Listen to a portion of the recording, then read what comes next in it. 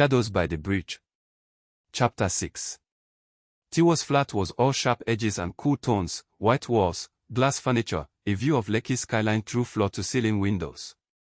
It smelled of lavender and money, a stark contrast to the chaos of Lagos outside. She shut the door behind us, locking it with a click that echoed in the silence. Uduak and I stood in the living room, tension thick between us, while she leaned against the counter, arms still crossed, her eyes flicking between us like she was sizing up a threat. "Sit," she said, nodding at a sleek leather couch. I didn't move. Neither did Uduak. She sighed, running a hand through her short hair. "Fine. Stand then. But don't say I didn't warn you, this isn't a story with a happy ending." "I don't care about endings," I said, my voice low and hard. "I care about Felicia. You met her by the bridge. You sent her secret text. You emailed her about Alpha Holdings. What was she into? What's this ledger? And why's she dead?" Tiwa's gaze dropped to the floor, her shoulders slumping just enough to crack her cool facade. "Felicia was my friend," she said, softer now. "We worked together, off the books. I'm a forensic accountant, freelance. She brought me in to dig into Alpha Holdings when Colony and Company took the Ogunbanjo case." "Forensic accountant." Uduak cut in, frowning. "So you're the one who sniffed out the dirt?" She nodded. "Alpha's a shell, layers of fake companies hiding real money. Felicia suspected it was tied to the Ogunbanjos, but she needed proof. I found it, a ledger, digital, tracking every transaction. Bribes, land grabs, offshore accounts. Hundreds of millions, all dirty." My pulse hammered. "Where's the ledger now?" Tiwa hesitated, her eyes darting to the windows. "I had it. Gave a copy to Felicia. But after she died, I destroyed mine, too hot to keep. She must have hidden hers. I told her to drop it, Frank. I begged her. But she wouldn't. Said she had to expose it, for justice." "Justice," I echoed, bitter. "And it got her killed. Who did it?" "Remy Ogunbanjo."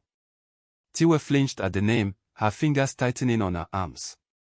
"Remy's the queen of that family now, ruthless, connected. She knew Felicia was onto something. I don't have proof she ordered it, but the timing, Felicia pushing, then the crash. It's no coincidence." "Lami," I said, pulling the note from my pocket and tossing it on the coffee table. "She showed up last night, gave me this. Said you know the face behind Alpha. Said Remy doesn't forgive betrayal." Tiwa picked up the note, her face paling as she read. "Lami, damn it. She's Remy's fixer, cleaner, enforcer, whatever you call it. If she's on you, you're already too close." "Too close to what?" Uduak asked, stepping forward. "The ledger's gone, Felicia's dead, what's left?" "The truth," Tiwa said, her voice trembling now.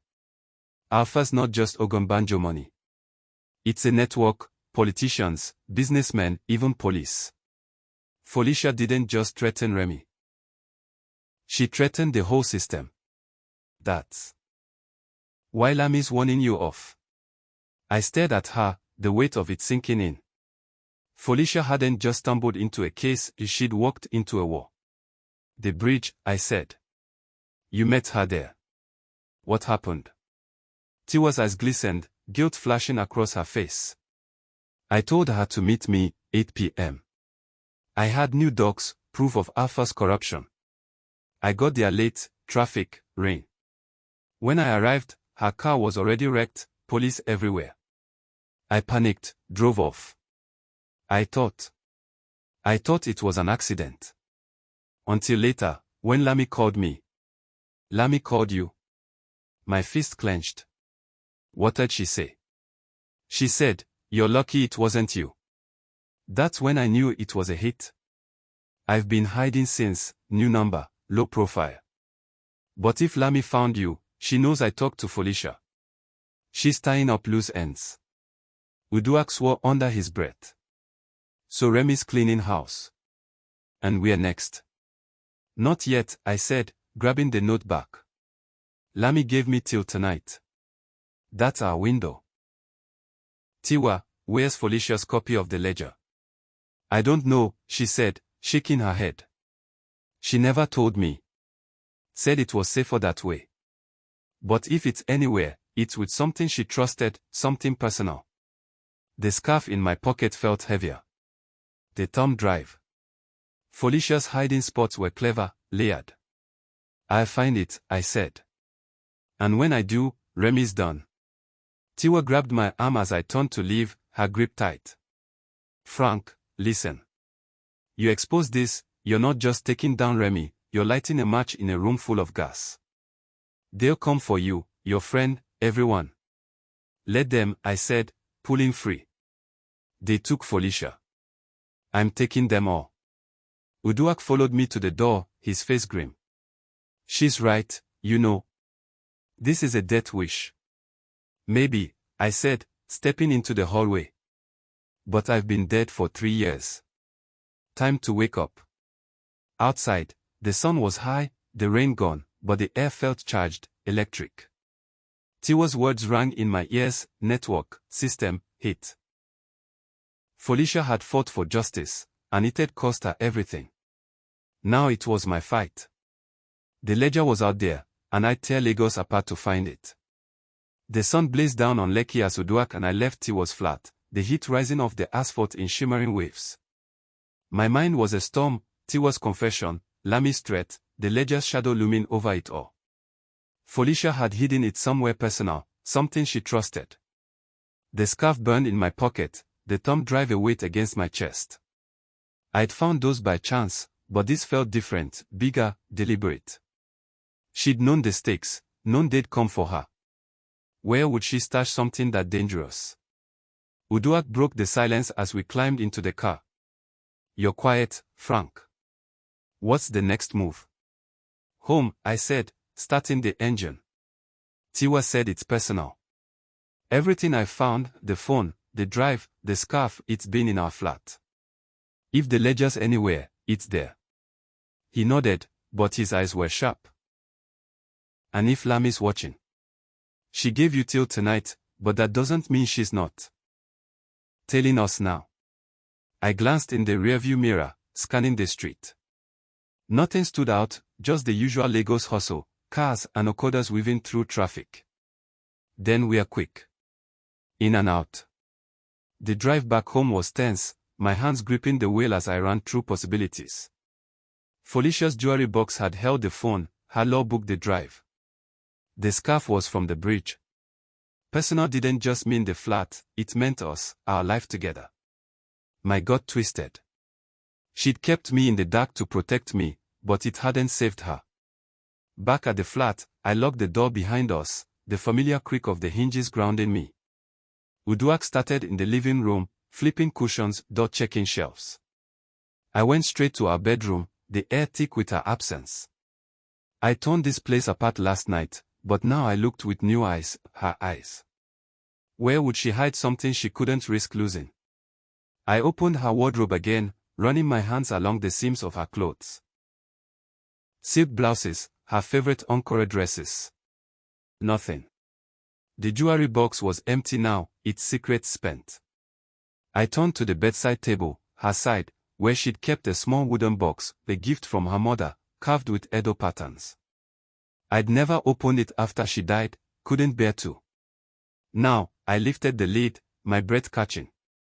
Inside was a single item, a silver locket, one I'd given her on our first anniversary.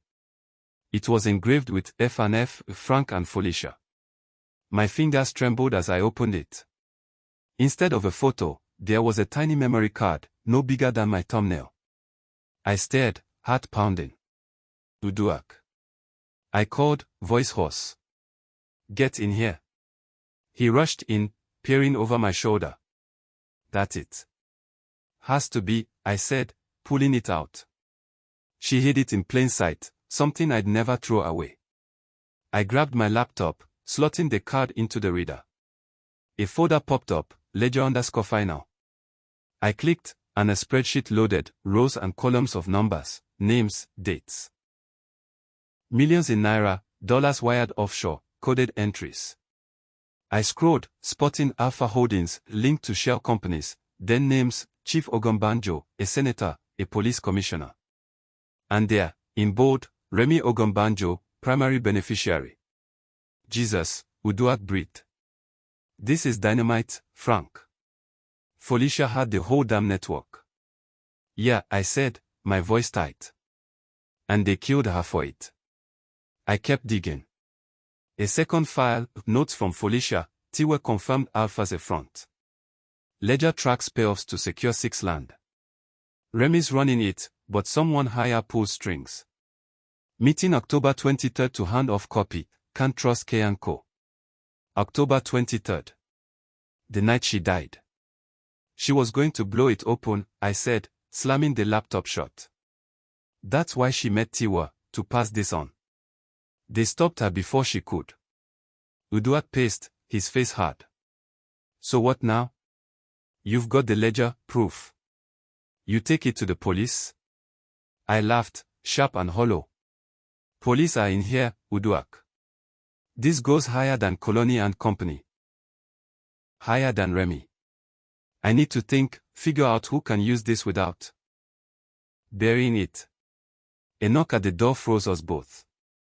My eyes darted to the clock. 3 p.m. Lami's deadline was hours away, but my gut screamed trouble. Uduak grabbed the kitchen knife, nodding at me to check. I crept to the peephole, peering out. A woman stood there, tall, dark hair, encore top and trouser. Lami. She's here, I whispered, stepping back. Ellie. Uduak gripped the knife tighter. What's the play? I shoved the memory card into my pocket, mind racing. Let her in. She wants to talk, we listen, by time. But we don't give her this. Another knock, sharper. Frank, Lami's voice called, smooth and cold. Open the door. We are past games. I unlocked it, swinging it wide. She stepped in, her heels clicking, her eyes scanning the room, Uduak, the knife, the laptop. Found something, I see, she said, a faint smirk tugging her lips. Hand it over, and this ends clean. No, I said, stepping between her and the table. You said you know who killed Felicia. Tell me, or you get nothing. Her smirk faded, her gaze hardening. You don't call the shots here, Frank. That ledger's a death sentence, for you, your friend, anyone you give it to. Last chance. Uduak raised the knife, his voice low. Back off, lady. Lami didn't blink. She reached into her jacket, pulling out a phone, not a gun. You want a name? Fine. Remy didn't drive the car. She hired muscle, where is Akond? Ex-cop, dirty as they come. Happy now. Where is Akond? A name. A killer. My blood boiled, but I kept my face steady. Where's he now? Doesn't matter, she said, pocketing the phone. Give me the ledger, or he finds you next. The room crackled with tension. Lami's deadline wasn't a bluff, she'd brought the fight to me. But I had the ledger, the truth. And I wasn't letting it go. Not yet.